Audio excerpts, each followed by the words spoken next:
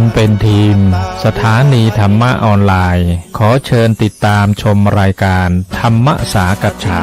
สนทนาธรรมตามการคุยทุกเรื่องทุกประเด็นเติมธรรมะให้หัวใจเติมอาหารใจเติมพลังใจให้ตนเองเป็นประจำทุกวันเวลา 20 นาฬิกาเป็นต้นไปโปรดกดปุ่มติดตามและกด Subscribe เมื่อทำเป็นทีมมาเราจะได้พบกันเพื่อรับฟังสารธรรมข้อคิดดีๆมากมายรับบุญง่ายๆด้วยการกดแชร์เผยแพร่เป็นธรรมทานสัพพทานังธรรมทานังชินาติการให้ธรรมะย่อมชนะการให้ทั้งปวง1แชร์1บุญมีค่าเท่ากับเผยแผ่ธรรมะให้กว้างไกลแชร์ไปมากยิ่งได้บุญมากเป็นการเปิดโอกาสให้คนได้รับฟังธรรมพบปัญญามีความสุขพ้นจากทุกข์ด้วยการฟังธรรมะมาทวงธรรมะหนึ่งหมู่บ้านศีลห้าถือเป็นพันธะแต่ตั้งอยู่เมืองเท่าไหร่จะขึ้นโรงมันจะมาผ่านเป็นเอกนาง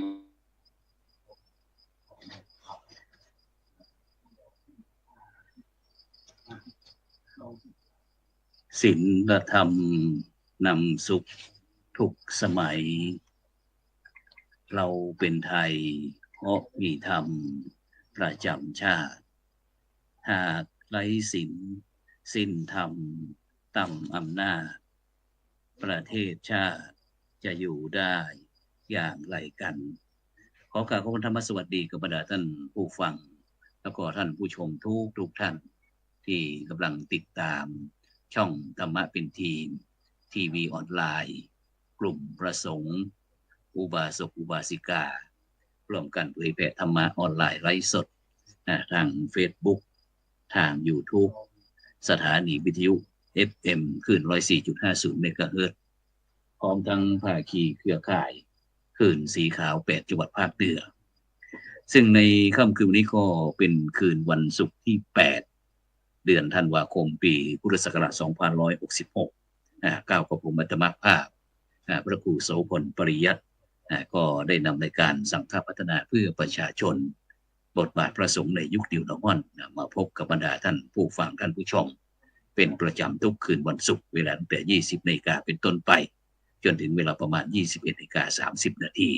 ซึ่งบรรดาท่านผู้ฟังท่านผู้ชมก็สามารถที่จะให้กำลังใจโดยการกดติดตามกดไลค์กดแชร์เพื่อเป็นธรรมทานยิ่งแชร์มากก็ได้บุญมากแชร์น้อยก็ได้บุญน้อยไม่แชร์ก็ไม่ได้บุญซึ่งวันนี้นั้นก็เป็นกรณีพิเศษแต่วันนี้เราก็ออกอากาศที่วัดอินทปัญญารามบ้านก้องฝายตำบลบ้านปิ่นอำเภอรองจังหวัดแพร่ซึ่งวันนี้เราก็ถือว่าเป็นการออกอากาศสัญจรอีกครั้งหนึ่งเพราะว่าวันนี้ผู้ดำเนินรายการเองก็ได้เดินทางมาทำหน้าที่ในฐานะพี่ชายได้บำเพ็ญบุญบำเพ็ญกุศลศพน้องชายที่วัดอินทปัญญารามฉะนั้นก็วันนี้ก็อยากจะให้บรรดาท่านผู้ฟังท่านผู้ชมได้ติดตามรับฟังการแสดงพระธรรมเทศนาโดยเฉพาะคืนนี้เป็นคืนสุดท้ายฉะนั้นก็วันนี้ก็ได้รับความเมตตาจากหลวงพ่อพระครูวิจิตรธรรมสาธกเจ้าคณะอำเภอวังชิ้นจังหวัดแพร่ในงานบำเพ็ญบุญบำเพ็ญกุศลศพนายอดุลแก้วคำแสนโยมน้องชายพระครูโสพลปริยัติผู้ช่วยเจ้าอาวาสวัดพระสิงห์วรมหาวิหารเลขานุการรองเจ้าคณะจังหวัดเชียงใหม่เลขาคณะกรรมการโครงการวันรักษาศีล5ณวัดอินทปัญญารามบ้านกองฝ่ายตำบลบ้านปิ่นคือรองจังหวัดแพร่ฉะนั้นก็ในโอกาสนี้ก็เจริญพรทุกท่านได้ติดตามต่อไปโอ้ธรรมภาพในประเทศน้องๆในเตะอะไรได้พูดอยู่ตลอดเวลาตลอดระยะเวลา20 ปีทางเตะผับเพราะว่าน้ำใจเป็นเรื่องสำคัญและเงินเดือนของคนเล่นได้แต่สิ่งที่มนุษย์เราเกิดมารูปเดียวกันบอกคนจะแรกนั่นก็คือน้ำใจน้ำบ่อน้ำคลองอยากเป็นรองน้ำใจน้ำที่ไหนๆจะพูดน้ำใจเราไม่มีจากกันยามเป็นได้เห็นน้ำใจจากกันยามตายได้เห็นน้ำตาในค่ำของคืนวันนี้ครอบครัวของผู้วายชน ได้รับความเมตตาธรรมจากท่านอาจารย์อุสริสเมตากรรองเจ้าคณะอำเภอรองเป็นประธานฝ่ายสงฆ์ได้รับน้ำใจไมตรีอันดีจากท่านนายกสมศักดิ์วงศ์หลวงได้มาเป็นประธานฝ่ายคารวะลูกเต้าหลานเหลนญาติพี่น้องของผู้วัยชนก็จะบรรเทาซึ่งความเศร้าโศกเสียใจไปนี้เพราะได้รับน้ำใจได้รับกำลังใจจากบรรดาสถาญาติแก่ผู้มีเกียรติทั้งหลายว่าหันน้ำใจกันยามนี้บอกว่าจะไปหันน้ำใจกันยามใดว่าหันความกรุณาปราณีของบรรดาเพื่อนบ้านยามนี้ผมจะไปหันน้ำใจกันยามใดความกรุณาปราณีเป็นสิ่งที่บ่สามารถที่จะซื้อโดยราคาสินจ้างแต่มาจากส่วนลึกของจิตใจดังที่พระบาทสมเด็จเจ้าอยู่หัวรัชกาลที่ 6ได้มีบทไว้ว่าอันความกรุณาปราณีจะมีใครบังคับก็หาไม่หลั่งลงมาเหมือนสายฝนอันชื่นใจจากฟ้ากฟ้าสุราไรสู่แดนดินน้ำใจในตรีอันดีของบรรดาสถาญาติแก่ผู้มีเกียรติทั้งหลายที่มาในค่ำของคืนวันนี้เปรียบเสมือนค่ำฝนที่มาฉลองจิตใจของครอบครัวของผู้วัยชนเมื่อได้รับความชุ่มฉ่ำได้รับความสบายใจก็จะทำให้คลายซึ่งจากความเศร้าโศกเสียใจไปแต่จะได้ก็ตามมนุษย์เราเกิดมาเราสามารถที่จะหนีจากความตายไปได้ความตายรวมเป็นมัจจุราชอันโหดร้ายของทุกชีวิตความตายคือศาลฎีกาพิพากษาชีวิตความตายหรือว่าความตายคือสมบัติชิ้นสุดท้ายของทุกชีวิตจะสวยก็ตามจะงามก็ตามตลอดก็ตามทุกท่านทุกคนต้องได้สมบัติชิ้นสุดท้ายนั่นก็คือความตายแต่ความตายเรามีนิมิตหมายบอกของลูกหน้าตั้งที่องค์สมเด็จพระบรมศาสดาสัมมาสัมพุทธเจ้าได้ตรัสเป็นภาษาบาลียังที่พระองค์ธรรมภาคได้ยกขึ้นเป็นนิเทศเอาไว้เป็นเรื่องคนไว้ว่าชีวิตตังพยาวิกาโรจะเทหานิเขปนังคติปัญเจเตชีวารุกัสมิงอนิมิตานันายเรซึ่งแปลเป็นภาษาไทยไว้ว่ามนุษย์มีนิมิตหมายคือออกสาวมาเป็นผู้รู้หน้าใดนั่นก็คือชีวิตคือการเป็นอยู่ประการที่หนึ่งผมว่าจะมีชีวิตยืนยาวสักเท่าไหร่ผมมีไปสาวมาเป็นผู้รู้หน้าใดนั่นจะนั่นจะได้ประมาทในชีวิตประการที่สองพยาธิคือการเจ็บป่วยไข้ก็มีนิมิตหมายบ่งบอกรู้หน้าตอนเช้ามีความสุขกายสบายใจตกตอนบ่ายมาเจ็บหัวตกตอนกลางคืนมาเจ็บท้องต้องเข้าโรงพยาบาลปัจจุบันทั้งตัวอันนี้เพราะว่าการเจ็บเป็นป่วยไข้มันบ่มีนิมิตหมายบ่งบอกรู้หน้าบ่มีไฟเขียวไฟแดงเลือดสายแต่ตรงทั้งหลายบางท่านบางคนมีสุขภาพสมบูรณ์แข็งแรงมีอยู่มากก็เจ็บเป็นป่วยไข้ขึ้นมาแบบปัจจุบันทั้งตัวเพราะจะได้เพราะร่างกายของทุกคนมันเป็นรังแห่งโรคสภาพที่มันมาอาศัยอยู่ในร่างกายของพวกเราวันเลยแข่งฤทธิ์ขึ้นมาสามารถได้ที่เป็นประการที่สองประการที่สามการเวลาคือเวลาแห่งความตายที่จะเกิดขึ้นกับมนุษย์ของคนเรามีไปสามารถที่จะรู้หน้าได้เพราะมันก็มีนิมิตหมายตอนเจ้าหัวเราะยอดยิ่งกับสามีภรรยาบุตรธิดาส่วนเสหาร่องรำกำเพลงโต๊ะตอนบ่ายกลายเป็นโต๊ะตอนบ่ายสนทนาปราศัยกับสามีภรรยาบุตรธิดาโต๊ะตอนกลางคืนมาเสียชีวิตไปกับที่ดังที่นักปราชญ์เจ้าท่านได้กล่าวไว้ว่าเช้ายังเห็นหน้าโอนสายมาสิ้นชีวิตตอนบ่ายยังใกล้ชิดเย็นลงนิดมรณาหัวค่ำยังเห็นอยู่พอเช้าถูกสิ้นชีวาเมื่อครู่ยังดูหน้าพอรับตาตายเสร็จแล้วสถายได้จบทั้งหลายแต่ที่ยังหันลิ้นอยู่รุ้งเป็นอย่างโอ้เนี้ยมันเป็นลมของแก้เข้าของดีอีกสถายได้จบทั้งหลายอาจจะนั่นการเวลาคือเวลาแห่งความตายบ่มีใครสามารถที่จะรู้หลบหน้าได้ประการที่สี่สถานที่เอาจากรวมดับขัน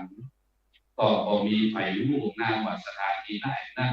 มันอยู่หน้าแห่งบนอำเภอใดของเกิดที่บ้านไปถ่ายโรงพยาบาล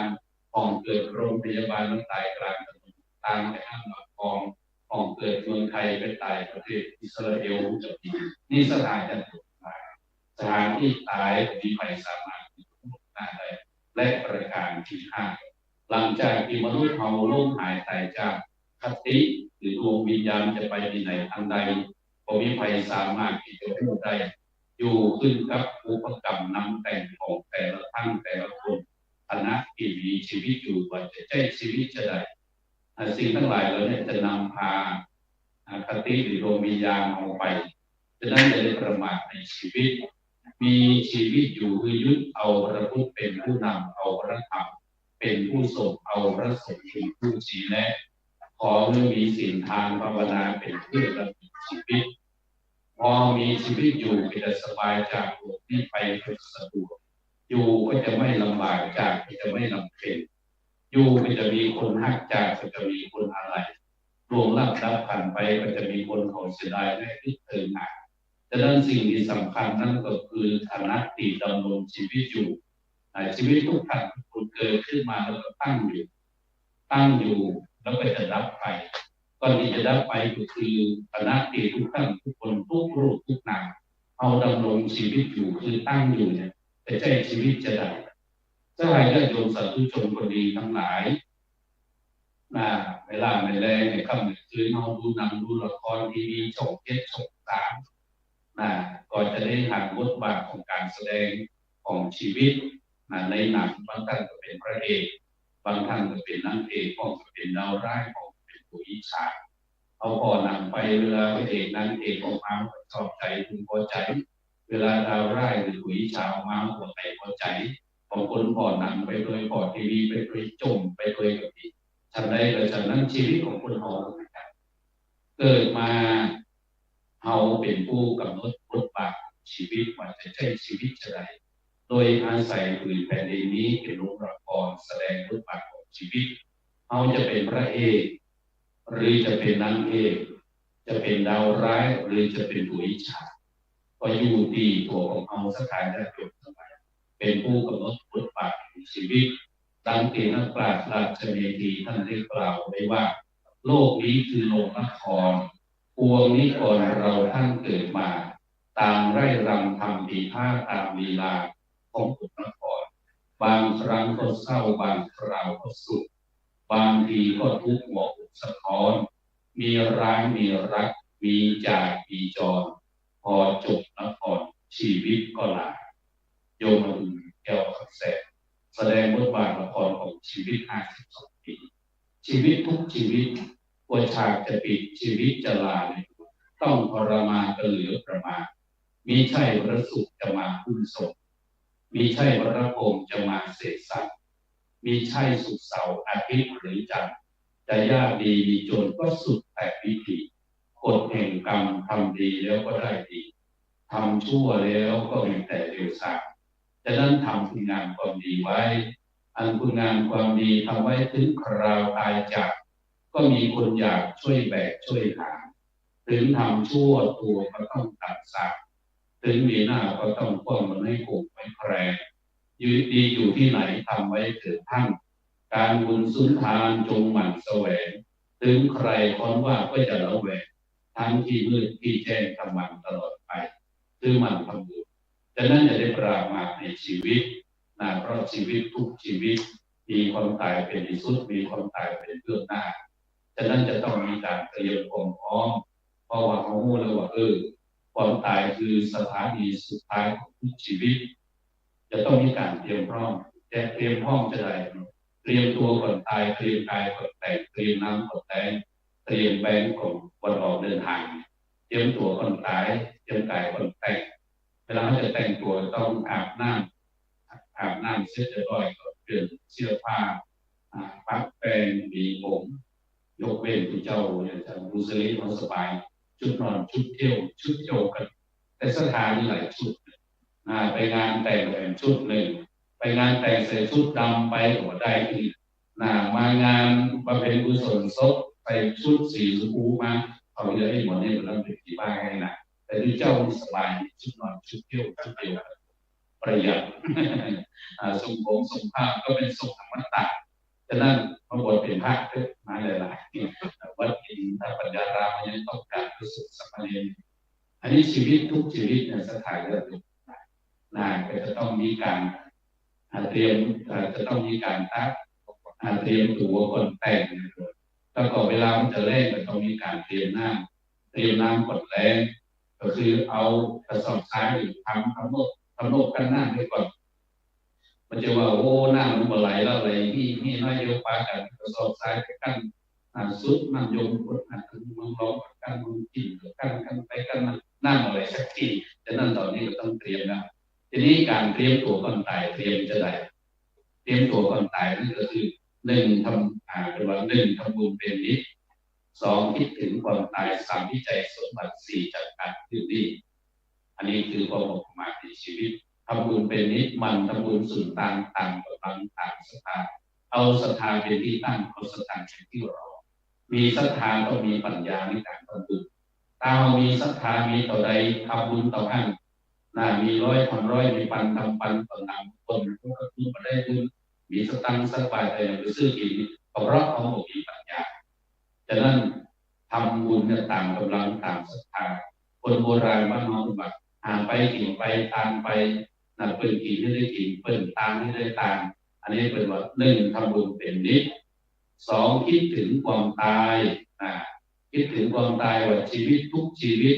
มีความตายเป็นที่สุดมีความตายเป็นเบื้องหน้าเวลามากราบศพไปเขียนไว้ที่ป้ายว่าวัดสังไม่ยามรีตับพังก็หมายความว่าอันตัวเราคือตายเนี่ยแท้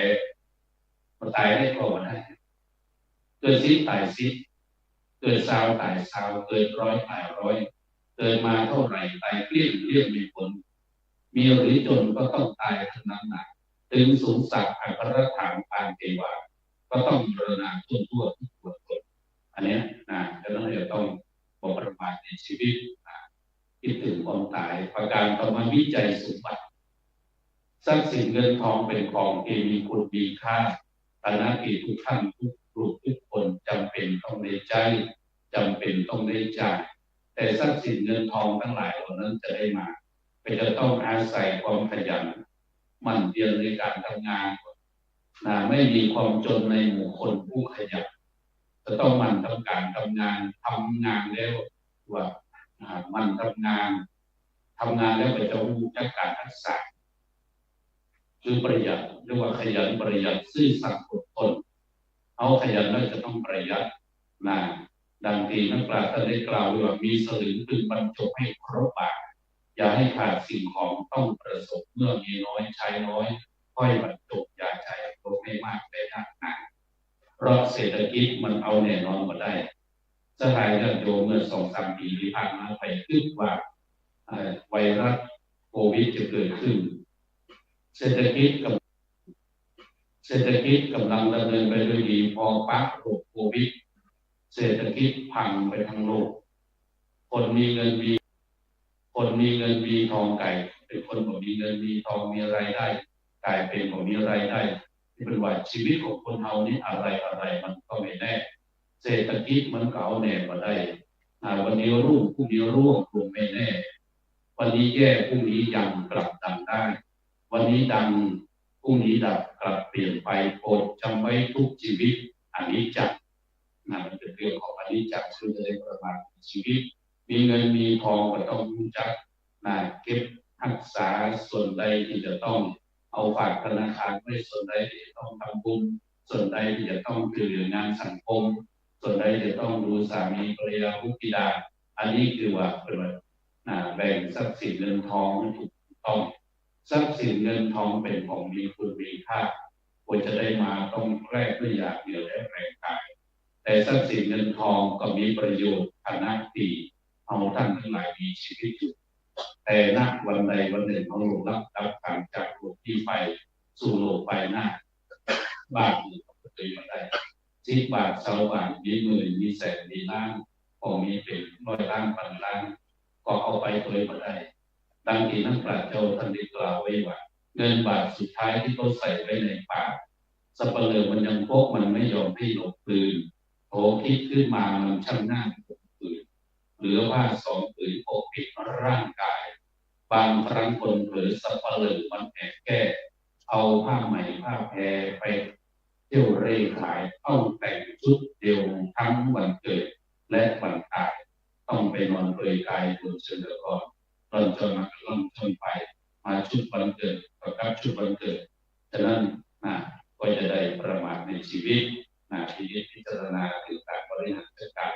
ในเรื่องของทรัพย์สินเงินทองและประการต่อมาจัดการเรื่องหนี้วิจัยสมบัติและก็ต้องจัดการเรื่องหนี้ทุกท่านทุกคนเกิดมาเป็นหนี้ไม่พ้องหนี้พ่อหนี้แม่หนี้แผ่นดินเกิดที่เจ้าเป็นห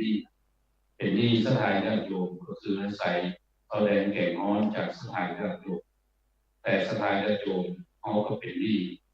นอกเหนือจากหนี้ที่เขาไปกู้มาแต่สิ่งที่สำคัญก็คือหนี้พ่อหนี้แม่ที่พ่อแม่เป็นเลยมือเขามาเป็นเลยมือเขามืออย่างพ่อมือตั้งแต่วันแรกเกิดนั่นก็คือปัญจทรัพย์ปัญจแปลว่าห้านั่นก็คือขาสองแขนสองสมองเลยเอาใส่ปัญจทรัพย์ที่เป็นที่ตั้งแต่วันแรกเกิดมหาทรัพย์สินเงินทองมหาสามีภรรยาบุตรธิดามหาปริญญาเพราะอาศัยปัญจทรัพย์ตีพ่อแม่ตั้งแต่วันแรกเกิดฉะนั้นพ่อแม่จะเป็นบุคคลที่มีบุญคุณต่อลูกต่อเต้าทั้งหลายฉะนั้นลูกเต้าหลานเด็กทั้งหลายเขาเป็นที่พ่อที่แม่พ่อแม่เลี้ยงเขามาตั้งแต่น้อยจนถึงใหญ่เสี่ยงไก่ไปบงที่เล่าเสี่ยงเข้าไปบงที่หลองพ่อแม่ก็เคยเสียดายฉะนั้นพ่อแม่จึงเป็นได้ทุกสิ่งทุกอย่างสำหรับผู้เป็นลูกเป็นเต้าทั้งหลายพ่อแม่เป็นได้หนึ่งพ่อหนึ่งเป็นยอดบุพการีสองเป็นผู้ชนียบุคคลสามเป็นวีรชนผู้ยิ่งใหญ่สี่เป็นขวัญใจของผู้ธิดาเป็นยอดบุพการีคือเลี้ยงลูกได้บอกว่าผลตอบแทนก็คือผู้เป็นพ่อเป็นแม่เลี้ยงลูกสองคนสามคนก็คือธรรมะเป๊ะถามว่าทำไมคำแต่เกี่ยวมีลูกกี่คน10 คนสลายแล้วทางปัจจุบันนี้โอ้แตกตายแล้วเพราะฉะนั้นปัจจุบันนี้เลี้ยงลูกนี่เขาเลี้ยงด้วยไอโฟนสมัยแล้วก่อนนี่เลี้ยงลูกนี่เป็น4 คน5 คนเกี่ยวคุยแกนหวานปัจจุบันนี่เราอ่อนให้โทรศัพท์ยืมมานักแชทยืมโทรศัพท์ออกจากมือให้เราตอนนี้ลงมาอันนี้ถ้ามีสัก10 คนกับ10 เครื่องต่อใดมี2 คืน3 คืนโอ้ตายสถานญาติโยมทั้งหลายแต่พ่อแม่สมัยก่อนเนี่ยเลี้ยงลูกโดยประวังผลตอบแทนพ่อแม่ปัจจุบันนี่เลี้ยงลูกประวังผลตอบแทนในการเลี้ยงต่างกันปัจจุบันนี้ต้องใช้เงินทองของเขาเป็นสำนักส่งลูกไปศึกษาโรงเรียนเตรียมทางตั้งแต่เด็กๆอนุบาลประถมมัธยมถึงชั้นอุดมสูงขึ้นไปบ่มีก็ต้องหาบ่มาก็ต้องสอบขอให้ลูกของพ่อของแม่ได้ศึกษาโรงเรียนที่เรียกว่าพ่อแม่คือทุกสิ่งทุกอย่าง1คือรูปร่างกายยา2คือวิชาความรู้ส่งลูกเต้าหลานเลนไปหัดไปเรียนที่วิชาความรู้3พ่อแม่ที่อยู่อาศัยหลังสู้ฟ้าหน้าสู้ดีหาเงินหาทองมาแบ่งบ้านแบ่งเรียนลูกได้วิธีอยู่ที่อาศัยเรียกว่าพ่อแม่ก็คืออยู่อาศัยพ่อแม่คือน้ำใจอันบริสุทธิ์พุทธของบ่มีน้ำใจใดในโลกนี้ที่จะเสมอเลยกับน้ำใจของผู้เป็นพ่อเป็นแม่ฉะนั้นพ่อแม่เป็นยอดบุพการีพ่อแม่เป็นผู้ชนียบุคคลที่ลูกต้องกราบไหว้บูชาพ่อแม่เป็นวีรชนผู้ยิ่งใหญ่คือเป็นผู้ที่เสียสละไม่แต่ชีวิตที่ทำผู้เป็นผู้ได้อันนี้พ่อแม่เป็นวีรชนผู้ยิ่งใหญ่พ่อแม่เป็นคนใจของผู้ที่ได้คนอื่นบ่ฮักพ่อแม่ก็ฮักคนอื่นบ่เลี้ยงพ่อแม่ก็เลี้ยงลูกเต้าหลานเหลนมาทั้งคน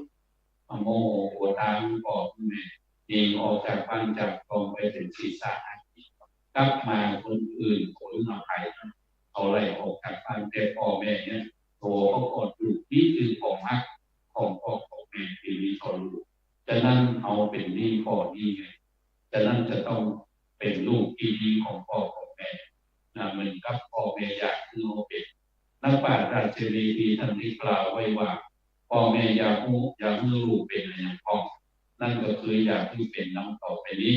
1อยากให้ลูกเป็นไม้เท้าอยากพ่อแม่แก่สละ 2เป็นดวงตายามพ่อแม่แลไม่เห็น3เป็นพยาบาลหมอเฝ้าทั้งชาวเย็น4แล้วก็เป็นแก้วเนรมิตจิตสมปองประการที่1จะต้องเป็นไม้เท้าย้ำพ่อแม่เท่าแฉลแก่ชราเพราะคนเฮาได้หนีหัวพ้นเป็นเด็กขาหนุ่มน้อยเยาวชนนุ่มสาวเดินแข็งแรงพอเท่าแฉลแก่ชรามาหลวงปู่ครูบาอาจารย์ตลอดพอคนเท่าเดินเตอะเหมือนกับรอดต่างเฟืองใช่ไหมหนักนี่หนักเงี้ยเนี่ยอาตมาได้ยินแล้วครูบาเทศอันนี้ฉะนั้นลูกเต้าหลานเนี่ยจะต้องเป็นไม้เท้ายามพ่อแม่แก่ชราคือพยุงร่างกายของพ่อแม่บนเท้าลุ่มพุงหงายอันนี้เรียกว่าเป็นไม้เท้ายามพ่อแม่แก่ชรา2เป็นดวงตายามพ่อแม่แลไม่เห็นพ่อแม่อยากกินอย่างยิบปวดหูปวดต้องเดินไปหมดได้ลูกก็จะต้องเป็นดวงตาคอยจิตยื่นหุงหาซอกมาหาเงินพ่อแม่เหมือนกับที่พ่อแม่หาเงินเขาเหมือนยามเป็นสิขาน้อยตอนบางคนให้กินผลไม้แม่บางคนขึ้นต้นไม้ตัวใดก็จะเป็นต้องขึ้นหน้าแข่งขากระสันแต่ด้วยความฮักปีต่อไปอาจจะนั่งลูกเต้าหลานเด็กทั้งหลายเขาจะต้องเป็นดวงตาอย่างพ่อแม่แลไม่เห็นเพราะดวงตาของพวกเรามันหนีบอกพ้นเพราะมันเป็นเรื่องของพ้นอยู่ไปละพ้นแห่งนี้จับทุกขังอนัตตากับเรื่องของเขาซึ่งนายไทยครับไปเรื่อยมาอะไรที่แรกมันที่แรกดำมันมากับขาวตียาวมากับสั้นตีมันมากับครอนตีหย่อนมันมากับตึงที่ซึ่งมันกับเซิร์ฟตีดำมากับขาวที่ผมของคนเฮาเป็นเด็กขาหนุ่มน้อยเยาวชนนุ่มสาวถูกดำพอเท่าแฉลแก่ชราเหมือนอุ้ยคนหน้าผมเริ่มดำแล้วเนี่ยตีขาวตีดำมากับขาวตียาวมากับสั้นที่อย่างสายตาของคนเฮาพอเท่าแฉลแก่ชราสายตาบอดต้องตัดแว่นก็ใส่จะทำกันสิ่งที่เนี่ยข้างในรถไฟฟ้าเข้าไปทั้งหมดอันนี้ว่าตียาวมากับสั้นตีมันมากับครอนเที่ยวของคนเฮาเป็นหนุ่มเป็นสาวเที่ยวเต็มปากพ่อเท่าแฉลแก่ชรามาตอนไปนี้ละ2 ซี่มันแต่มันเหลือสักซี่บางท่านบางคนก็ไปใส่คิ้วปลอมของปลอมขึ้นมาอีกลุงท้องของเราก็กินขนมจ๊อกขนมเก่งมันก็ติดออกมาเหมือนกับพนาเปิร์นี่ไว้นี่มันก็ดีดีอย่างเดียวมันกินแค่หมูมันปีปั๊บก็แค่โอ้ดีนี่คือว่าแต่ที่มันกับก่อนตีหย่อนมันกับตึงด้วยอย่างคือหมูคนเฮาหมูบดีเขาบอกหมูตึงเวลาห้องกันไม่ได้เน้นหมูตึงได้ใช่หรออันนี้บางคนสักคนที่ซื้อมากับเซิร์ฟคืออะไรนะก็คือความจับเป็นว่า40หรือหน้า50หรือหลังมันก็บอกอุ้ยเนี่ยเราเวลาเอานั่งจักตอกจักไปจักมาโอ้ปวดแข้งปวดขาเอาแว่นตาขึ้นมาข้างตัวนั่งฟังนั่งสักคำหนึ่งเวลาจะจักตอกสหแว่นตกไป2 มาเดี๋ยวที่เอาแว่นวางไม่หายตั้งใจนี่หรอกหลานก็สงสัยบอกอุ้ยสหายยังสหแว่นที่ผมถามว่าไม่หายตั้งใจหลานจะบอกอยู่บนหน้าฝั่งตัวผมคุยหายโอ้ยอย่างนั้นก็ที่หน้าฝั่งคุยนะแล้วยิ้มไก่หรอกผมเลยดูขึ้นไปโอ้เนี่ยหน่วย40หรือหน้า50หรือหลังที่ซื้อมากับเซิร์ฟมีคนสักคนฉะนั้นลูกเต้าหลานเองเมื่อพ่อแม่เขาแฉลแก่ชราก็จะได้ด่าจะได้บ่นแต่น้อยเขาก็เหมือนกับพ่อกับแม่ฉะนั้นเขาจะต้องเป็นดวงตายามพ่อแม่ได้เห็นเป็นพยาบาลหมอเฝ้าทั้งชาวเด็กเขาเป็นเด็กขาหนุ่มน้อยที่เป็นป่วยไข้พ่อแม่คอยดูแลคอยรักษาทำให้ไถนาคิดเกี่ยวเข้าคงเงยตกตอนกลางคืนมาแต่ละนัดสบายลูกให้แม่ต้องตื่นขึ้นมาพ่อต้องตื่นขึ้นมาหาสาเหตุว่าลูกพ่อของแม่มันเป็นอย่างอายุหายยามันเงื่อนดีกว่าหายป้าไปจะมาฉันได้ไปฉันนั่งเงื่อนพ่อแม่เท่าแฉลแก่ชราเอาต้องเป็นพยาบาลหมอเฝ้าฉากเด็กแล้วประการสุดท้ายเป็นแก้วเนรมิตจิตสมปองเป็นแก้วตาแก้วใจของพ่อของดีๆนี่เขาเรียกว่าแก้วเป็นต้นว่าแก้ว3 ประการพระรัตนตรัยผัวดีเขาว่าผัวแก้วเมียดีเขาว่าเมียแก้วเวลาจะบวชพระเขาก็มีบวช บียร์1 แก้วอันนั้นปัจจัยที่สุดท้ายเวลาเมาขึ้นมาจัดมวยคุยเองการเติมขึ้นมานั่นหัวแก้วแก้วคือคนละแก้วอันนั้นลูกเต้าหลายทั้งหลายต้องเป็นลูกแก้วตาแก้วใจของพ่อแม่คือตั้งใจศึกษาโรงเรียนเรียนทางบดีไปพากันไปเสพยุคเสพยาพากันหนีโรงเรียนตั้งใจศึกษาโรงเรียนเป็นลูกที่ดีของพ่อของแม่พ่อแม่ก็จะดีอกดีใจมีลูกเต้าตั้งใจศึกษาโรงเรียนนี่เป็นแก้วเนรมิตจิตสุขพอถ้าหากว่าลูกเต้าหลานเด็กทั้งหลายมีความสัตย์ซื่อเที่ยวความคำสั่งสอนของพ่อแม่ดูแลพ่อแม่ย่อมที่จะมีความเจริญรุ่งเรืองในชีวิตในหน้าที่การงานเรียกว่าในหมู่มนุษย์ประชื่นชมสวรรค์คงจะสรรเสริญสามมีความเจริญก้าวหน้าสี่หนุ่มผู้วรนาไปเกิดในสวรรค์ห้าสู่ไปคนนั้นก็ได้นิพพานฝ่ายเป็นคนที่สกิจใจบรรลุนี้สนิรักสังขารมีวิญญาณโอกาสร่างกายทางของพุทธคุณแก้วคำแสงก็จะได้ไปสู่ชาปนสถานซึ่งเป็นบรรทัดสุดท้ายหรือเป็นสโมสรของทุกลูกทุกท่านทุกคนนั่นก็คือหลุมฝังศพและเชิญละครคือสโมสรในการนักพบจะนั้นมาร่วมงานในครับวันนี้จงพิจารณาเป็นมรณสติเอาคุณอดุลหรือนายอดุลแก้วคำแสงเป็นครูเป็นอาจารย์เอาผู้อยู่เบื้องหลังที่มาร่วมงานในครั้งของวันนี้เป็นนักเรียนเป็นนักศึกษาสาระเป็นสังของชีวิตว่าสมัยเราก็คุณอดุลได้ดูได้สนทนาปราศัยในวันนี้เหลือแต่เพียงสัญลักษณ์สังขารส่วนวิญญาณได้ออกจากร่างกายไปแล้วคุณอดุลเอาอย่างที่ต่างที่ตัวไปสู่โลกไปหน้าในห้องนอกเหนือจากกุศลผลบุญดังนั้นนักปราชญ์มันจะมีดีตั้งจริงได้กล่าวไว้ว่าเมื่อเจ้ามามีอะไรมาด้วยเจ้าจะเอาแต่สุขสนุกสนานเมื่อเจ้ามามือเปล่าเจ้าจะเอาอะไรไปเจ้าก็ไปมือเปล่าเหมือนเจ้ามาดังนั้นขอสังขารนั้นหมายถึงชีวิตโดยยึดเอาพระพุทธเป็นผู้นำเอาพระธรรมเป็นผู้ส่งเอาพระสงฆ์เป็นผู้ชี้แนะขอมีศีลธรรมภาวนาเป็นเครื่องดำเนินชีวิตเอามีชีวิตอยู่ก็จะสบายจากโลกที่ไปก็จะสะดวกอยู่ก็จะไม่ลำบากจากก็จะไม่ลำเค็ญอยู่ก็จะมีคนฮักจากก็จะมีคนอะไรรวมรับกันไปก็จะมีคนตกเสียดายและขึ้นเตือนหาไทยที่สุดในการแสดงพระสัทธรรมเทศนาในคำเป็นปฏิบุญกุศลใดที่คณะท่านเจ้าบ่าวทั้งภายในและภายนอกภายในไม่มีท่านจักรภูสิริสุเมธากรรองเจ้าคณะอำเภอรองเจ้าอาวาสวัดปันโป่งเป็นประธานฝ่ายสงฆ์คนเรพระภิกษุสงฆ์สามเณรภายนอกภายในท่านนายกสุขทรัพย์วงหลวงพร้อมโดยนายกเทศมนตรีตำบลบ้านปิ่นพร้อมโดยคณะพร้อมโดยบรรดาสถานที่ปลูกแขกผู้มีเกียรติทั้งหลายทุกท่านทุกคนได้ร่วมกันบำเพ็ญเป็นของการกุศลที่ส่วนกุศลของบุญนี้ไปเพิ่มไปเสริมไปเติมยัง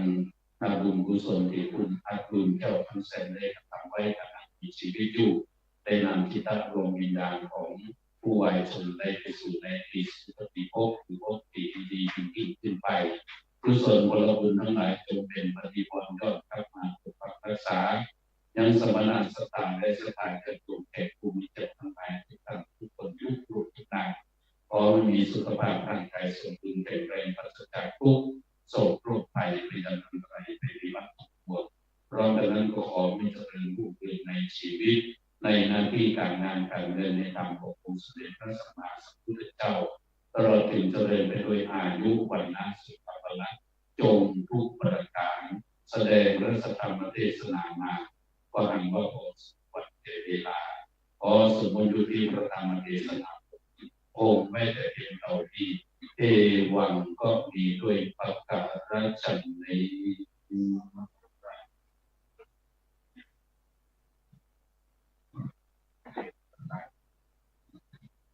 ก็สุดการแสดงพระธรรมเทศนาก็คือมีคอนเซ็ปต์ไปจบลงกันใน ที่โรงเรียนชัยนะครับได้นายกตรีกำลังผิดนะครับได้จุดเทียนบูชาพระปิฎกนะครับ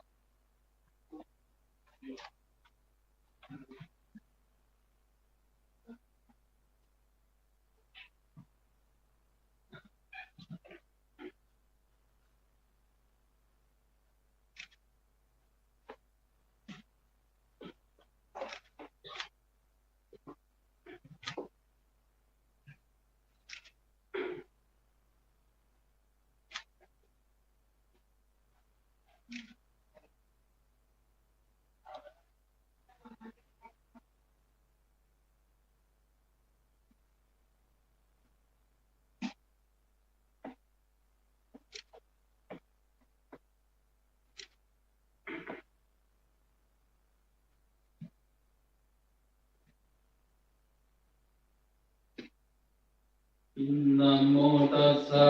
ภะคะวะโตอะระหะโตสัมมาสัมพุทธัสสะนะโมตัสสะภะคะวะโตอะระหะโตสัมมาสัมพุทธัสสะนะโมตัสสะภะคะวะโตอะระหะโตสัมมาสัมพุทธัสสะกุศลธัมมาอกุศลธัมมาพยังกัตตาธัมมากัตตเมธัมมากุศลายสัมมิสัมมาเยกามาวจระกุศลังเจตังอุปันนังโหติโสมนัสสะสะกะตังญาณสัมปยุตตังโรปารัมปนังวาสะการัมปนังวาคันการัมปนังวารัสสะรัมปนังวาโภคาภารัมปนังวาธรรมารัมปนังวายังยาวาปนารัมปตัสมิ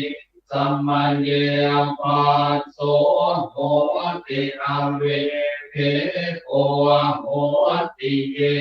วาปันตัสมิสัมมาเยอะเย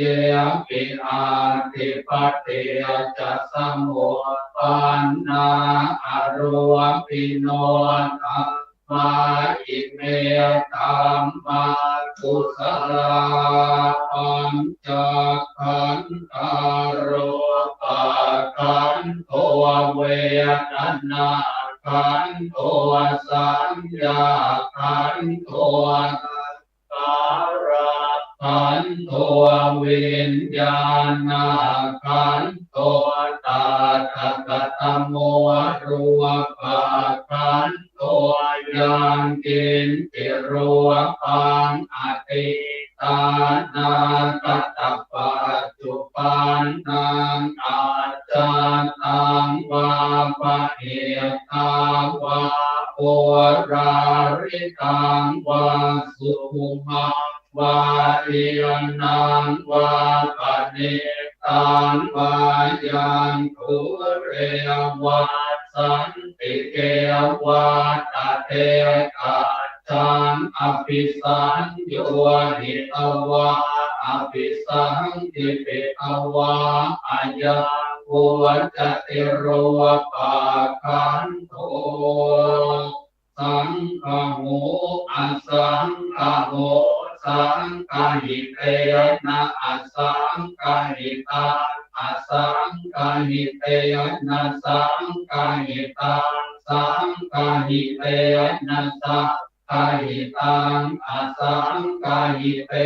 นะอาสังกาหิตังสัมปโยโควิปโยโคสัมปโยเตนะวิปโยตังวิปโยเตนะสัมปโยตังอาสังกาหิตังจักปัญญติโยคันธปัญญาติอายตนะปัญญาติธาตุปัญญาติสัจจะปัญญาติอินทรียปัญญาติปุพพปัญญาติเกตาวตาปุคลานังโอคลปัญญาติสัมมยวิโมนโตอสัมมยวิโมนโตกัวปะธรรมโมอะกัวปะธรรมโมปริหารธรรมโมอะปริหารธรรมโมเจตนาภาโภอนุราคณาภาโภปุตตุจโนโคตรภูพยุปรโตอภยุปรโตภาภาคัมมโนอภาภาคัมมโนนิยโตอนิยโตปฏิปันนโตเลติโตอะระหะอะระหะตายปฏิปันโนภุคโลภุประปฏิสัจจิกาตปรมาเทนาติอามันตายโยสัจจิกาโตปรมาโตตโตโตปุคโลปุปราปฏิสัจจิกาตปรมาเทนาตินะเหวังวันตาเพอาชานาหิเนกหันอันติโภคโลปุปราปฏิสัจจิกาตปรมาเทนะเทนะวัตเลวาตาเพตัวสัจจิกาโตปรมาโตตโตโตปุคโลปุปราปฏิสัจจิกาตปรมาเทนาติเมชาเกียเกียติปุสลาธรรมาสัพเพเตปุสลโมลาเจวามอนักุสลโมลาสัพเพเตธรรมากุสลาเจเกติปุสลาธรรมาสัพเพเตปุสลโมเลนะเอกโมลาเยวาปนักุสลโมเลนะเอกโมลาสัพเพเตธรรมากุสลาเหตุปัจจโยอารามณปัจจโยอธิปติปัจจโยอนันตรปัจจโยสมนันตรปัจจโยสหชาตปัจจโยอัญญมัญญปัจจโยเนียสยปัจจโยอุปเนสยปัจจโยปุเรชาตปัจจโยปัจจาชาตปัจจโยอาเสวนาปัจจโยกัมมปัจจโยวิปากปัจจโยอาหารปัจจโยอินทรียปัจจโยฌานปัจจโยมัคคะปัจจโยสัมปโยตปัจจโยวิยปโยตปัจจโยอาติปัจจโยนาติปัจจโยวิคตปัจจโยอวิคตปัจจโย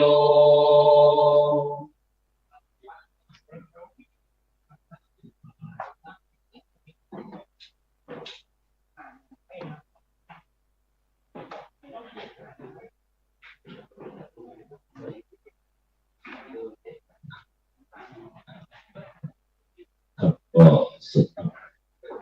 การสวดพระอภิธรรมเจ็ด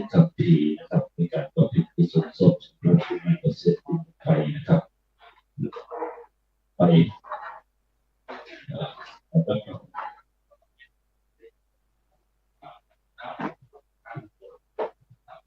ผู้มีเกียรตินะครับผู้เป็นตัวแทนได้การถวายพระราชกุศลสำหรับที่นี้นะครับแล้วก็ประเทศพระพุทธถวายประเทศถวายพระเดชพระคุณเจ้านะครับอันดับแรกก็จะเป็นการสอบพระราชกุศลนะครับสำหรับที่นี้กับทั้งหมด20 ท่านนะครับที่เป็นตัวแทนท่านผู้มีเกียรตินะครับ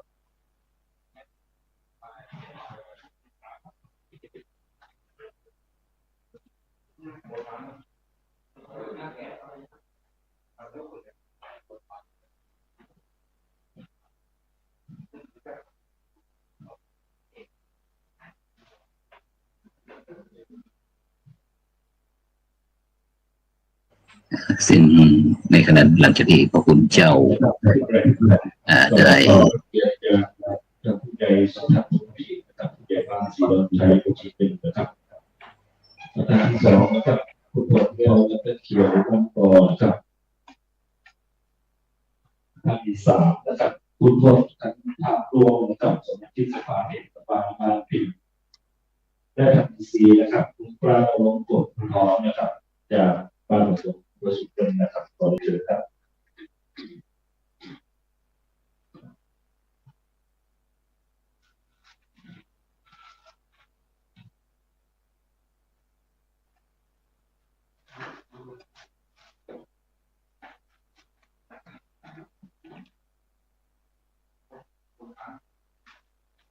ครับต่อสำหรับชุดที่2นะครับ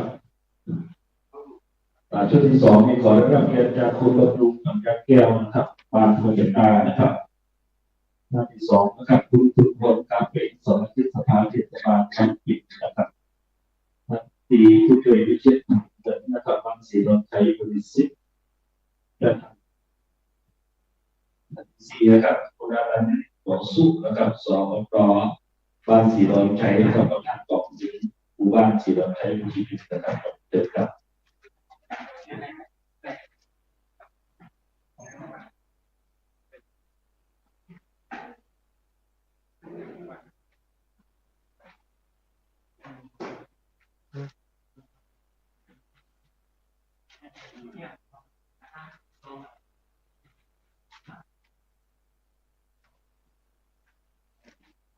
นะครับต่อไปชุดที่3นะครับชุดที่3ขอได้รับเกียรติจากคุณรวมศรีสดนะครับบ้านศรีดอนชัยคุณสุธรรมถาแก้วนะครับบางปงนะครับคุณคณาวุฒิสถานบุญบางปงคุณสุชาติพระเมฆนะครับบางเมืองตานะครับขอเชิญครับ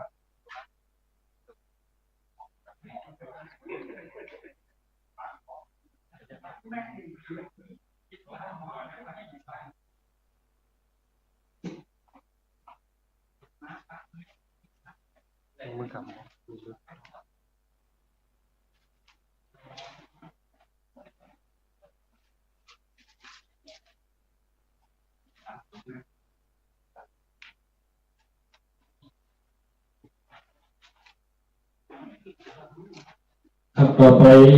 เป็นชุดที่4นะครับ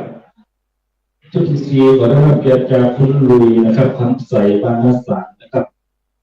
คุณสนรวยตะเอยบางปงคุณสว่างใจบุตรบางปงนะครับคุณทองดีขับแก้วผู้ช่วยพลสนะครับบางนัสสันผู้ชี้บางปีนะครับเชิญครับ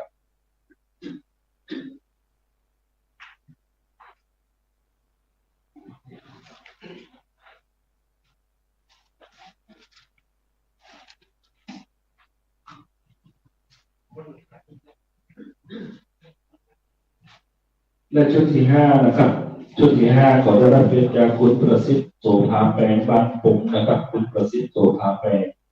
คุณเมธีเพียงอ้นนะครับคุณเมธีเพียงอ้นบางปงคุณกระจรวงต่อนะครับบ้านโนนบอกครับคุณกระจรวงต่อ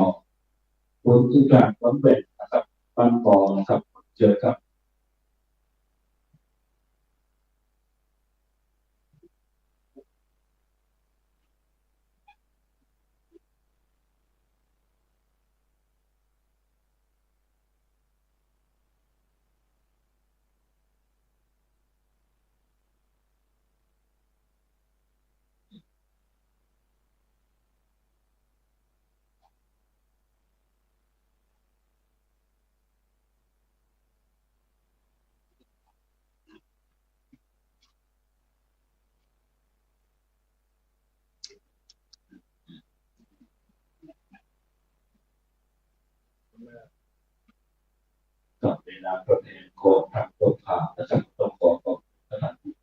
นะครับที่จะเป็นตัวแทนในการทอดผ้าสำหรับที่นะครับต่อไปย่อมจะพัฒนาสู่นะครับจนถึงเรียนทางเรียนต่อ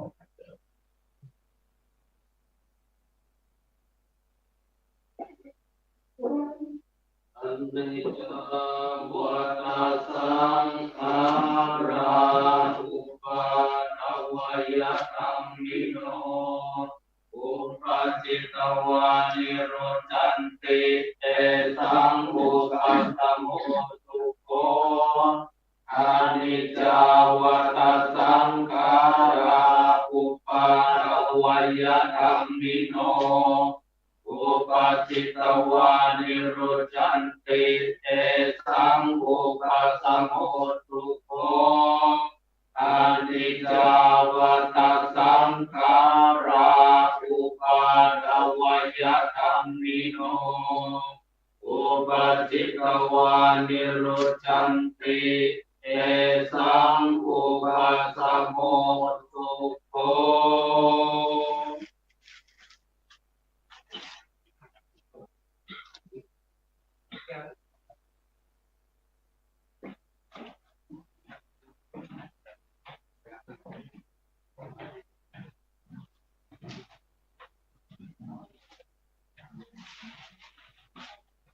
นะครับต่อไปนะครับก็จะเป็นการประเคนพระพุทธนะครับถวายเกียรติแล้วก็ใจแด่เจ้า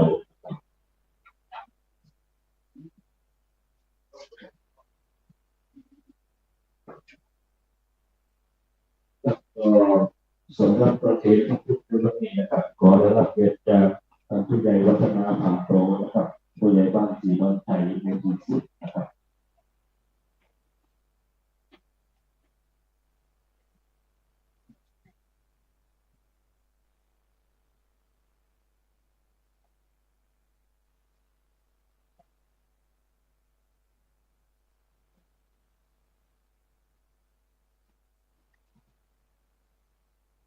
สำหรับประเคนขอรับเกียรติจากทุกคนนะครับการศึกษาที่เป็นตัวอย่างของว่าเป็นสัตว์เป็นผู้รอหลุดจากเจ้า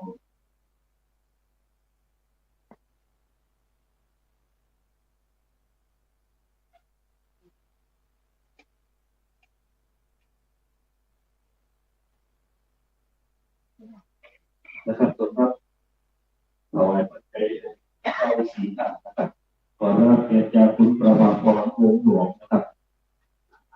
ท่านที่สองนะครับที่เคยน้องค้างทุกแก้วนะครับบางสีดอนชัยนะครับท่านที่สามนะครับผู้ช่วยดำรงหนุนำผู้ช่วยบ้านโป่งหมู่ที่สามนะครับผู้ช่วยสุริยันแสงแก้นะครับผู้ช่วยผู้ใหญ่บ้านสีดอนชัยนะครับขอเชิญครับ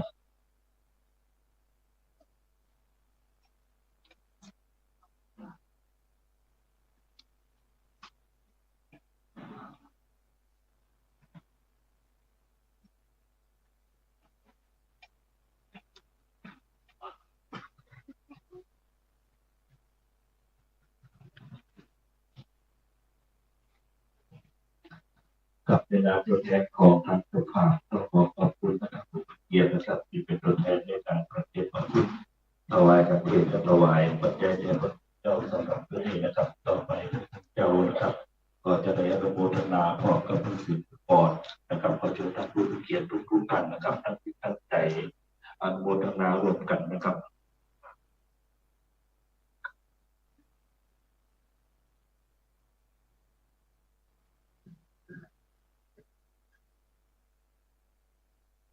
ยะถาวาริวหาปุราปาริปุเรนไทสาคารังเอวะเมวะอิโตทินังเปตานังอุปกปัตเตกิจิตังปฏิตังตุมหังคิปะเมวะสมิจจโตสัพเพปุเรนตุสังคปาจันโทปันนาราโสยถามณิโชติราโสยถาเววันต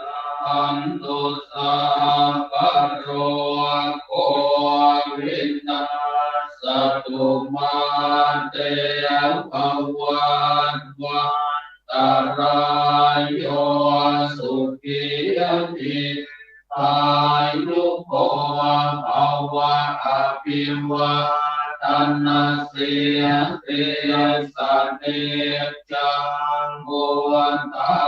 ปัจจายโนจัตตารโอธรรมาวันติอายุวันโนสุขังภารังอาสิเมอาคาสิเมยังเตเมตาสกาจเมเปตา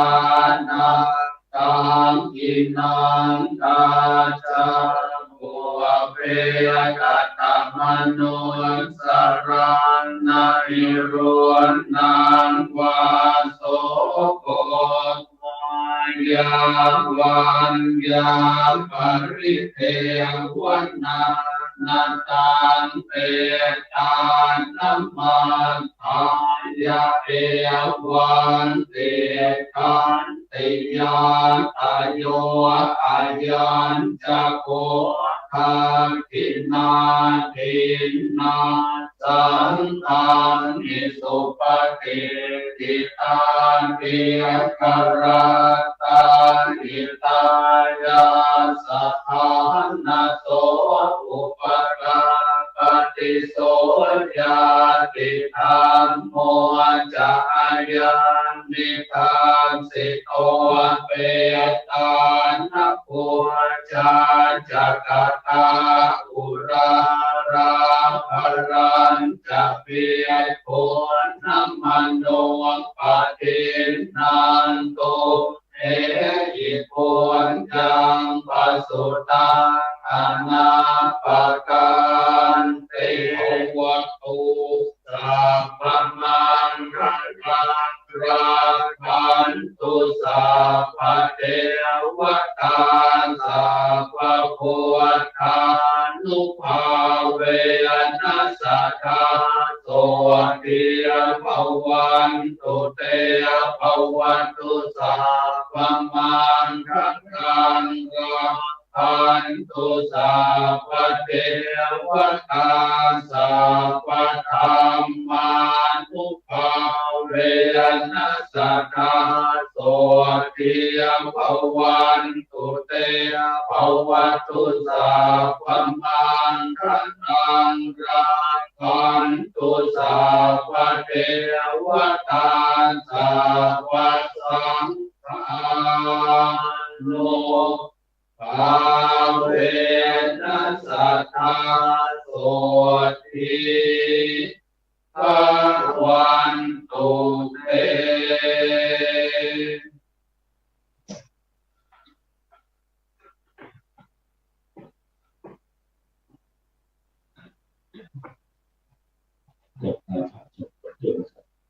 อะระหังสัมมาสัมพุทโธภะคะวาพุทธังภะคะวันตังอะภิวาเทมิสวากขาโตภะคะวะตาธัมโมธัมมังนัมมัสสามิ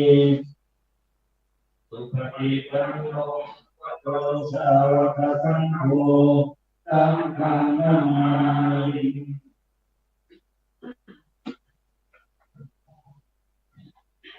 ก็สำหรับพิธีการต้นแต่สุดต้นของนายอรุณกับแต่อายุ52 ปีคือนี่ปีสุดท้ายนะครับปีที่ตัดสินใจ70 ปีเรียบร้อยครับก็ได้ถูกเรียกนะครับก็เป็นวันชาปนกิจนะครับเพราะฉะนั้นทางเราผ่านนะครับก็ขอมาเป็นใจกับทางผู้ดีเกียรตินะครับทางผมมีธุระก็เป็นในขอเชิญนะครับเป็นเจ้าภาพในงานชาวอาทิตย์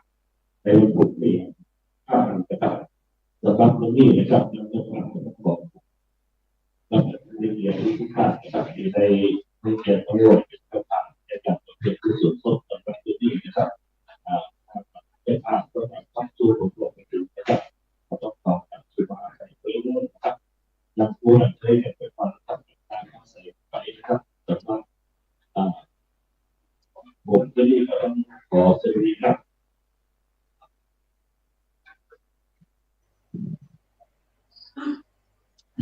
การ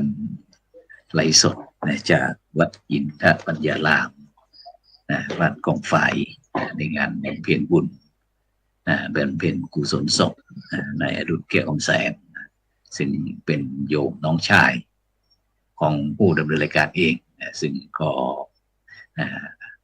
คืนนี้ก็เป็นคืนสุดท้ายซึ่งก็ได้รับความเมตตาจากหลวงพ่อพระครูวิจิตรธรรมสาธกเจ้าคณะอำเภอวังชินเจ้าอาวาสวัดสมิทธิบุญอำเภอวังชินจังหวัดแพร่เป็นองค์แสดงพระธรรมเทศนาเพื่อที่จะได้อุทิศส่วนบุญส่วนกุศลไปให้กับนายอดุลเกียรติอมแสนซึ่งในค่ำคืนนี้ในฐานะที่เป็น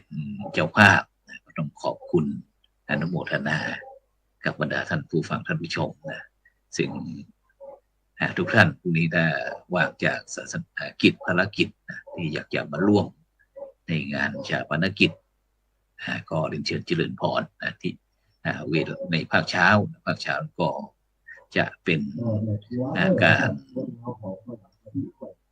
บำเพ็ญบุญบำเพ็ญกุศลรายการอาราธนาพระมหาเถระมาเจริญสวดพระพุทธมนต์เจริญพระพุทธมนต์ในภาคเช้าแล้วก็ในภาคบ่ายมีการถวายพระทหารเพลเสร็จแล้วก็ในภาคบ่ายเวลา 13 นาฬิกาเป็นต้นไปก็จะได้เคลื่อนสรีระร่างของนายอดุลเกียรติอมแสนนั้นไปชาปนกิจที่สุสานหรือว่าชาปนสถานดงกลางตำบลบ้านปิ่นอำเภอหลอกจังหวัดแพร่ซึ่งวันนี้ก็ถือว่าเป็นครั้งแรกที่เราได้ทางช่องธรรมะเป็นทีมรายการสังฆพัฒนาเพื่อประชาชนได้นำการไลฟ์สดจากในสถานที่ที่ค่อนข้างที่จะกระดานสักนิดหนึ่งซึ่งทั้งภาพทั้งเสียงก็อาจจะไม่ค่อยเป็นอินเตอร์เท่าไหร่ซึ่งโดยเฉพาะก็มีน้องเนนจิตอาสาได้ช่วยนำกล้องได้ไปสายหาภาพต่างๆให้กับบรรดาท่านผู้ฟังที่รับชมก็ต้องขอบคุณอนุโมทนาฉะนั้นก็บรรดาพุทธศาสนิกชนทั้งหลายในค่ำคืนนี้ทุกทีนั้นเราก็จะได้นำพระมหาเถระได้มาสนทนากันแลกเปลี่ยนเรียนรู้แต่แน่นอนพรุ่งนี้เราก็จะรายการพบพุทธศาสนา4 แผ่นดินก็จะได้คุยกันฉะนั้นก็คืนนี้หากการไลฟ์สดครับไม่สมบูรณ์แบบขัดข้องประการใดต้องขออภัยกับบรรดาท่านผู้ฟังท่านผู้ชมซึ่งคำแนะนำที่ทุกท่านได้โทรศัพท์มาบ้างหรือว่าส่งข้อความมาทางอินบ็อกซ์ก็ต้องขอบคุณทุกเสียงทุกสายเพราะว่าในค่ำคืนนี้หลวงพ่อพระครูวิจิตรธรรมสาธกท่านก็ได้พูดถึงเรื่องการดำเนินชีวิตว่าใครเป็นคู่ชีวิตที่แท้จริงของเราแล้วใครเราจะเมื่อเราจะมีชีวิตอยู่เราจะประพฤติปฏิบัติหน้าที่อย่างไรฉะนั้นสิ่งที่บรรดาท่านผู้ฟังทั้งหลายอย่างพ่อแม่สามีภรรยาลูกแล้วก็เพื่อนเป็นคู่ชีวิตที่แท้จริงหรือเปล่าซึ่งก็ไม่ใช่สักคนซึ่งคู่ชีวิตที่แท้จริงของเราก็คือร่างกายของเรานั่นเองซึ่งเมื่อร่างกายของเราไม่ตอบสนองก็ไม่มีใครอยู่กับเรากับร่างกายของเราเนี่ยอยู่ด้วยกันตั้งแต่เกิดจนถึงตายซึ่งเราทำอะไรกับร่างกายของเราก็เป็นความรับผิดชอบของเราเองและมันจะมีผลย้อนกลับมาถึงตัวเราเสมอฉะนั้นบุพกรรมหรือว่าการกระทำกรรมหรือว่าการกระทำซึ่งเราทำอย่างไรก็แน่นอนย่อมได้ผลเช่นนั้นยิ่งเราดูแลร่างกายของเราดีเท่าไหร่ร่างกายของเราก็จะยิ่งดูแลเราดีขึ้นเพียงนั้น เรากินอะไรเราทำอะไรนะที่ทำให้ร่างกายอยู่ในสภาพที่ฟิตจัดนะเราจัดการกับความเครียดอย่างไรเราให้การพักผ่อนแก่ร่างกายมากน้อยเพียงใดทั้งหมดเนี่ยเป็นตัวตัดสินว่าร่างกายของเราจะตอบสนองอย่างไรแล้วก็ท่านทั้งหลายท่านผู้ฟังก็จงจำไว้นะจงจำไว้ว่าร่างกายของเราเนี่ยเป็นที่อยู่ถาวรแห่งเดียวเท่านั้นนะที่เราจะอยู่อาศัยจนกว่าจะหมดสิ้นลมหายใจนะอย่างที่กรณีเป็นครูใหญ่พระครูวิจิตรธรรมสัทธงบอกว่านายอดุลแก้วแสนเนี่ยเป็นครูใหญ่ที่ให้ความรู้แก่เราเองนะฉะนั้นร่างกายของเราก็คือความรับผิดชอบของตัวเราเองเพราะเราคือคู่ชีวิตที่แท้จริงฉะนั้นเราจงมีร่างกายในสภาพที่ฟิตดูแลตัวเราเองเงินมาแล้วก็ไปญาติและมิตรไม่ใช่สิ่งที่ถาวรจงจำว่าไม่มีใครสามารถช่วยร่างกายของเราได้นอกจากตัวเราเองเพราะฉะนั้นในช่วงนี้ก็เป็นช่วงเข้าสู่ฤดูหนาวนะฉะนั้นเราท่านทั้งหลายก็ควรควบคุมลมหายใจเพื่อปอดนั่งสมาธิเพื่อใจออกกำลังกายโยคะเพื่อร่างกายการเดินก็เพื่อที่จะบริหารหัวใจนะฉะนั้นถ้าใครขี้เกียจเดินแล้วแน่นอนล่ะนะหัวใจจะผิดปกตินะแล้วก็อาหารการกินต่างๆเนี่ยนะก็เพื่อที่ดีแล้วก็เพื่อลำไส้รักษาลำไส้ถึงถ้าเราบริโภคหรือว่ารับประทานอาหารที่เป็นพิษเป็นภัยก็อาจจะเหมือนกับหลายๆท่านไม่ว่าจะเป็นโรคมะเร็งลำไส้อะไรต่างๆนี่ฉะนั้นพวกเราก็ต้องใส่ใจแล้วก็ที่สำคัญก็คือเรื่องความคิดที่ดีนะเพื่อจิตวิญญาณแล้วก็การทำความดีก็เพื่อภพชาติโลกของเราที่เราจะต้องเดินทางไปด้วยตัวเราเองนะไม่มีใครฉะนั้นพวกเราจะต้องมีเหตุมีผลนะซึ่งโดยเฉพาะคนมีเหตุมีผลเนี่ยบรรดาท่านผู้ฟังทั้งหลายเป็นคนไม่มีปัญหาเราลองสังเกตดูนะคนที่มีเหตุมีผลเนี่ยจะไม่มีปัญหาแต่คนมีปัญหาเป็นคนที่ไม่มีเหตุมีผลนะเป็นคนที่ไม่มีเหตุมีผลเหตุคืออะไรเหตุก็คือการกระทำหรือกรรมนั่นเองนะส่วนผลคืออะไรผลก็คือของการผลของการกระทำหรือว่าผลของกรรม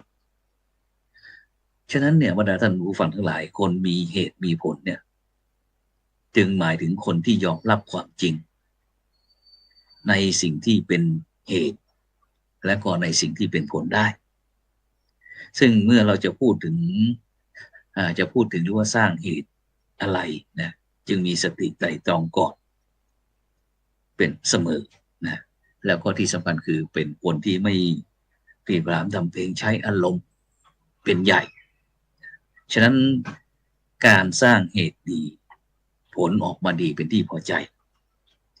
ฉะนั้นก็ให้ท่านทั้งหลายมั่นใจในการกระทำของตน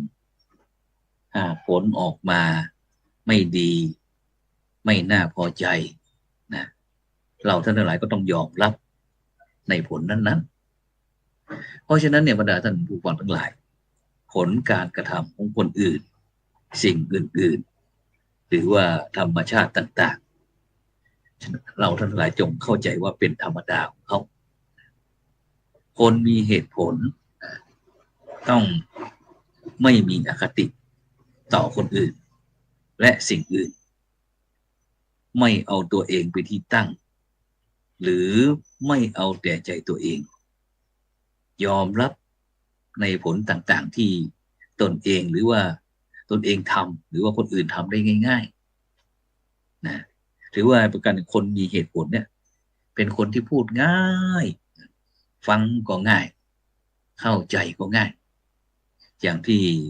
พระเดชพระคุณหลวงปู่พระเทพวิสุทธิคุณอดีต เจ้าคณะจังหวัดเชียงใหม่วัดบุพารามซึ่ง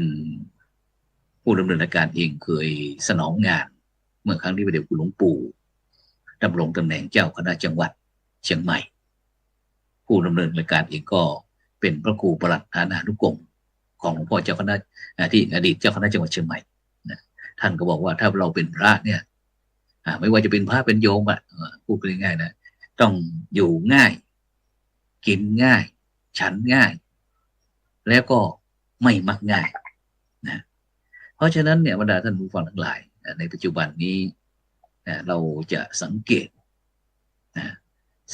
เห็นปัญหาสารพันต่างๆที่เกิดขึ้นแล้วก็ทำให้จิตเรานี่มันหวั่นไหวเมื่อได้รับผลกระทบเกิดความทุกข์ต่างๆนานาถามด้วยว่าแต่ละท่านแต่ละคนที่อยู่ใกล้เราบอกว่ามีความสุขไหมทุกคนต่างสายหน้ากันบอกว่าไม่มีความสุขมีแต่ความทุกข์เพราะอะไรเพราะจิตมันหวั่นไหวมันปรุงแต่งฉะนั้นเวลามีคนพูดชมหรือว่ายกย่องสรรเสริญเราก็ยิ้มแย้มเขิบเคลิ้มบางครั้งก็หลายท่านหลายคนก็อาจจะตัวลอยไปก็มีแต่ตรงกันข้ามเวลาถูกนินทาหรือว่าร้ายก็จะเป็นคนที่หงุดหงิดโมโหฉุนเฉียวไม่พออกพอใจอย่างนี้เป็นต้นซึ่งอาการเหล่านี้บรรดาท่านผู้ฟังทั้งหลายเขาเรียกว่าจิตหวั่นไหวฉะนั้นเราลองไปพิสูจน์เราว่าเราเป็นคนที่มีจิตหวั่นไหวไหมเป็นจิตที่ไม่เข้มแข็งไหมไม่ได้เสริมใยเหล็กหรือเปล่าอย่างนี้เป็นต้นนะฉะนั้นเนี่ยอาการเหล่านี้เขาเรียกว่าจิตหวั่นไหวหรือว่าการรับรู้เรื่องไม่เป็นเรื่องอย่างยกกรณีเรื่องคนอื่นก็แล้วกันอย่างที่แป้งนาโนกองเชียร์ก็ชอบใจกองแช่งก็บอกโอ้โหทุกข์ใจซึ่งบางครั้งก็เช่นเดียวกันโดยเฉพาะในปัจจุบันเนี่ยไม่ว่าจะเป็นเรื่องการที่ดูทีวีเอาง่ายๆนะบางคนก็อินกับบทจนมีอารมณ์ตามไปด้วยนะอย่างเช่นยกกรณีเวลาเกลียดนางร้ายดาวร้ายชอบนางร้ายดาวร้ายไปตกนางเอกพระเอกก็ไม่มาช่วยสักทีกับหรือว่าถ้ามาก็กลับไปช่วยดาวร้ายโอ้โหผู้ฟังผู้ชมต่างๆพากันโกรธพากันเกลียดบางครั้งมีดารานักแสดงที่เป็นดาวร้ายเดินทางไปจ่ายตลาดโอ้บางคนถามตกก็มีถามจะเอาทุเรียนโยนใส่หน้าก็มีนะซึ่งเราเนี่ยบางครั้งบรรดาท่านผู้ฟังทั้งหลายนะหรือว่าแม้กระทั่งการดูข่าวสารบ้านเมืองตึกชั้น14บ้างอย่างง้นอย่างนี้โอ้โหบางคนที่ชอบก็บอกว่าดีละท่านเป็นคนที่พัฒนาบ้านพัฒนาเมืองแต่ตรงกันข้ามบางคนก็บอกว่าไม่ดีอภิสิทธิ์ไม่อยู่ในกรอบระเบียบของสังคมนะเนี่ยมันเป็นอาการของจิตที่หวั่นไหวจิตหวั่นไหวก็คือจิตที่ไม่ปกติจิตไม่ปกติเพราะอะไรเพราะถูกกิเลสครอบงำทำให้เกิดความเครียดถึงเครียดมากต้องไปโรงพยาบาลไปหาหมอต้องไปทานยาคลายความเครียดความเครียดไม่พอเอาและความดันขึ้นอีกไขมันอีกความดันอีกใจผิดหัวใจเต้นผิดปกติอีกเช่นนี้เป็นต้นเพราะฉะนั้นเนี่ยบรรดาท่านผู้ฟังทั้งหลายก็ควรจะใช้สติปัญญาพิจารณาให้ดีนะพิจารณาให้ดีสติกำหนดรู้เห็นก็รู้ว่าเห็นได้ยินก็ว่าได้ยินอย่างนี้เป็นต้นเพราะฉะนั้นเนี่ยบรรดาท่านผู้ฟังทั้งหลายปัญญาเป็นสิ่งที่จะพิจารณาเรื่องต่างๆอย่างที่หลักธรรมในทางพุทธศาสนาได้พูดถึงเรื่องโลกธรรม8โลกธรรม8อย่างมีลาภเสื่อมลาภมียศ เสื่อมยศมีสรรเสริญมีนินทามีสุขมีทุกข์เรามีสุขก็เตรียมตัวทุกข์ได้เลยเรามีทุกข์เราก็เตรียมตัวมีสุขเพราะฉะนั้นโดยเฉพาะสิ่งเหล่านี้เป็นโลกธรรมเราจะเกิดไม่เกิดพระพุทธเจ้าจะตรัสรู้หรือไม่ตรัสรู้สิ่งเหล่านี้ก็มีเป็นปกติเป็นเรื่องปกติคู่กับโลกเพราะฉะนั้นบรรดาท่านผู้ฟังทั้งหลายวันนี้ท่านก็ได้มีโอกาสได้รับการไลฟ์สดจากวัดอินทปัญญารามบ้านกองฝ่ายหมู่ที่12ตำบลบ้านปิ่นอำเภอรองจังหวัดแพร่ซึ่งเป็นบ้านเกิดของผู้ดำเนินรายการเอง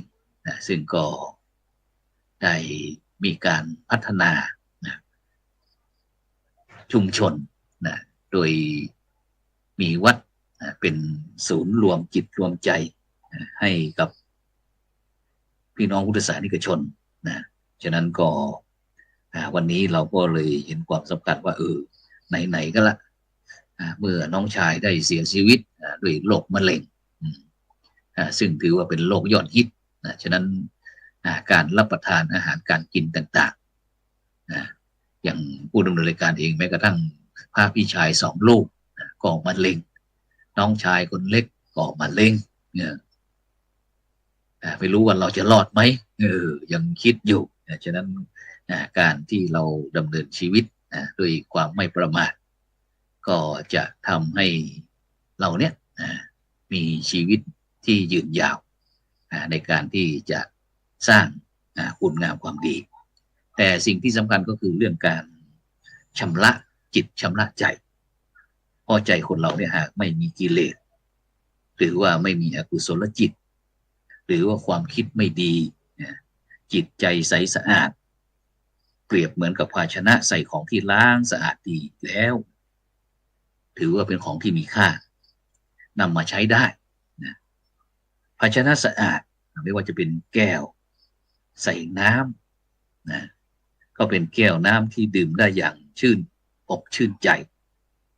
จานใส่ข้าวใส่อาหาร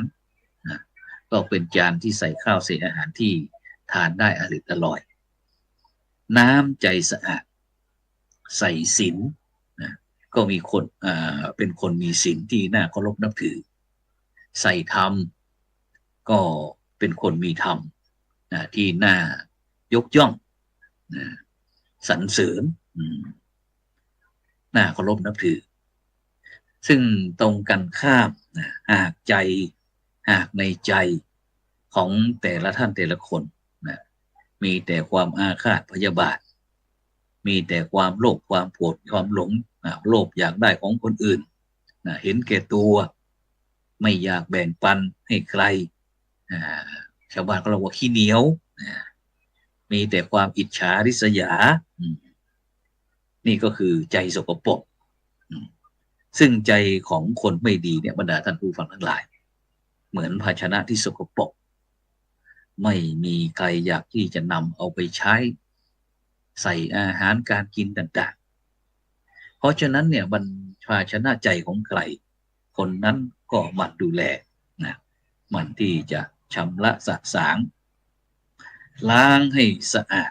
ด้วยตนเองอยู่เสมอแล้วก็หมั่นหาสิ่งดีๆเอาศีลเอาธรรมเอามาใส่ในใจเอามาใส่ในจิตไว้ให้เยอะๆยิ่งมากเท่าไหร่ก็ยิ่งจะดีแล้วจิตใจของเราเองก็จะเป็นคนดีมีความสุขทุกคนเป็นคนดีมีความสุขสังคมก็มีความสุขไปด้วยเพราะฉะนั้นบรรดาท่านผู้ฟังทั้งหลาย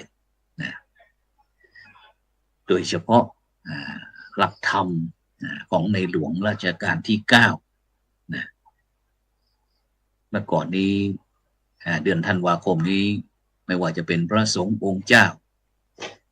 แม้กระทั่งคนที่อยู่ในคุกในตารางก็มีความหวังเพราะว่าเดือนธันวาคมเนี่ยเป็นวันคล้ายวันพระราชสมภพของในหลวงรัชกาลที่9ซึ่งก็มีการพูดถึงธรรมะบทหนึ่งซึ่งปรากฏในพระสูตร คุถกนิกายชาดก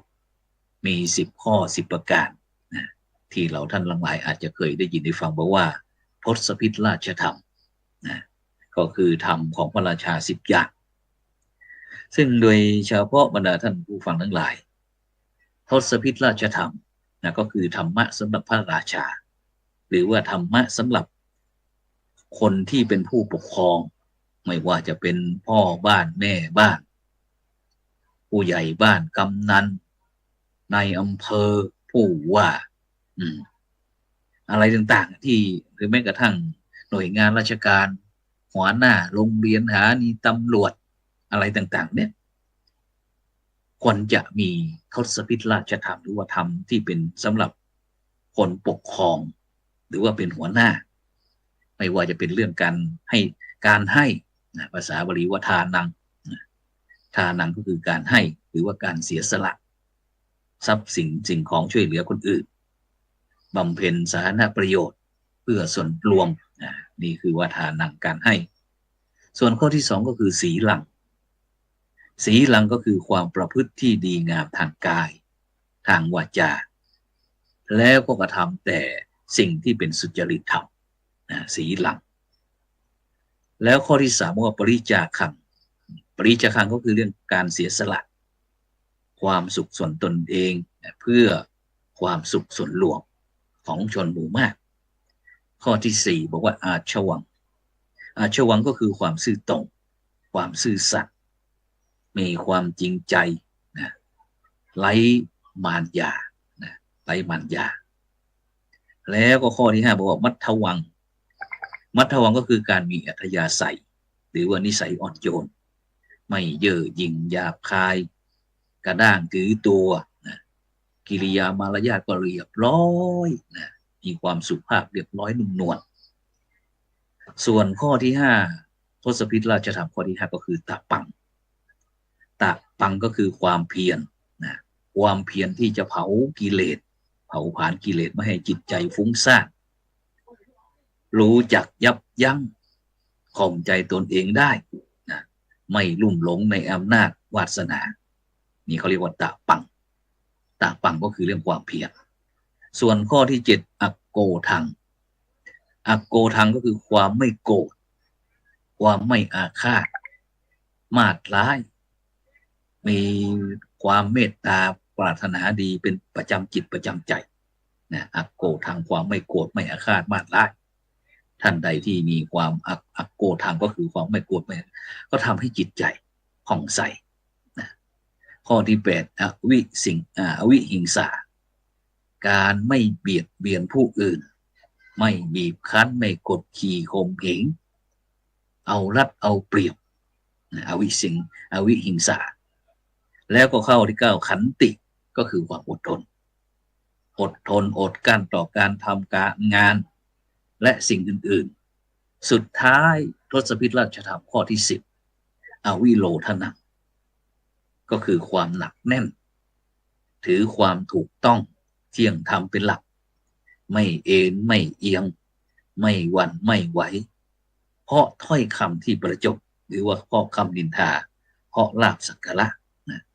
ฉะนั้นพระบาทสมเด็จพระบรมชนกาธิเบศรมหาภูมิพลอดุลยเดชมหาราชบรมนาถบพิตรเมื่อครั้งที่พระองค์ทรงมีพระชนชีพทรงเป็นพระมหากษัตริย์ที่ประพฤติตามทศพิธราชธรรมอย่างครบบริบูรณ์จึงให้ประเทศไทยของเราทำเป็นประเทศที่มีความสงบมีความเจริญรุ่งเรืองสมพระยานามของพระองค์ว่ามหาราชาพระราชาผู้ยิ่งใหญ่นั่นเองฉะนั้นก็ในค่ำคืนนี้นอกจากที่เราจะได้ทำการไลฟ์สดจากงานบำเพ็ญบุญบำเพ็ญกุศลนายอดุลแก้วคำแสนซึ่งเป็นโยมน้องคนสุดท้องที่วัดอินทปัญญารามบ้านกองฝ่ายหมู่ที่12ตำบลบ้านปิ่นอำเภอรองจังหวัดแพร่แล้วเราก็ได้สิ่งพันละน้อยโดยเฉพาะในค่ำคืนนี้ทางเจ้าภาพของพ่ออุ้ยถึงของทางคณะลูกหลานนั้นก็ได้ทำข้าวหลามกะทิแจกกับแขกผู้มีเกียรติที่มาร่วมงานในค่ำคืนวันนี้ดังนั้นก็บรรดาท่านผู้ฟังท่านผู้ชมที่อยู่ใกล้ที่คอยติดตามทางรายการเราก็สามารถที่จะมาร่วม งานชาปนกิจ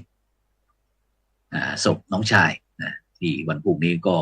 ในภาคเช้าก็ที่วัดอินทปัญญารามก็กราบนิมนต์พระมหาธีระนะเจริญพระพุทธมนต์นะแล้วก็ถวายพระทหารเพลเลี้ยงอาหาร